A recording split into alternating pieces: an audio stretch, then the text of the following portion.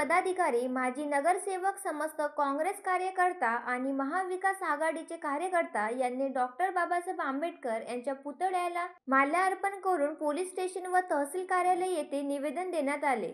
परभणी येथील जिल्हाधिकारी कार्यालयाजवळ असलेल्या भारतीय राज्य आपल्याची प्रतिकृतीची जातीवादी समाजकंटकाकडून तोडफोड करून विटंबना करण्यात आली। त्यांचे पडसाद परभणीसह इतर जिल्ह्यांमध्ये सुद्धा पाहावयास मिळाले असून महाराष्ट्रामध्ये महापुरुषाच्या पुतळ्याचे विटंबना ही काही नवीन नाही आहे।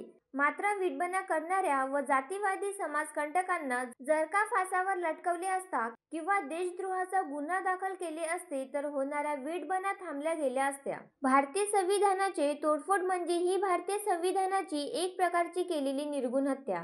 परभणी येथील बौद्ध वस्तीतील निरपार्थ लोकांवर गुन्हे करू नये व अटक सत्र थांबवावेत करिता जातीवादी समाजकंटकाला फासावर लटकवण्याची कारवाई महाराष्ट्राचे मुख्यमंत्री यांनी लवकरात लवकर करावी। एकीकडे महाराष्ट्र सरकार मंत्रिमंडळाचा विस्तार करण्यासाठी व गृहमंत्री खात्यासाठी भांडत आहे व इकडे महाराष्ट्रामध्ये संविधानाची प्रतिकृतीची तोडफोड सुरू आहे। अशातच महायुती सरकार संविधान काय वाचवणार अशी मागणी पुलगाव काँग्रेस कमिटी महाविकास आघाडी पुलगाव येथे करण्यात आली। जब तक सूरज काय सांगणार या घटनेबद्दल, काय बोलणार?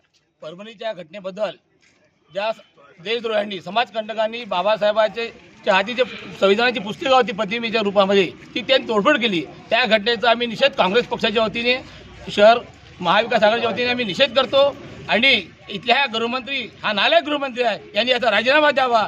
आज देशामध्ये मोदी म्हणतो का आम्ही संविधानाचा सन्मान करतो, आज या मोदीच्या राज्यामध्ये मोदीचा मुख्यमंत्री फडणवीस इथे आहे आणि त्याच्या राज्यामध्ये संविधानाच्या प्रतिमेची तोडफोड होते, ही निंदनीय गोष्ट आहे, म्हणून आम्ही या घटनेचा निषेध करतो।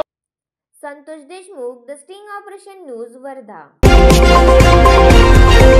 द स्टिंग ऑपरेशन न्यूज, सत्याचे दुसरे नाव, अन्यायावर लेखणीचा घाव।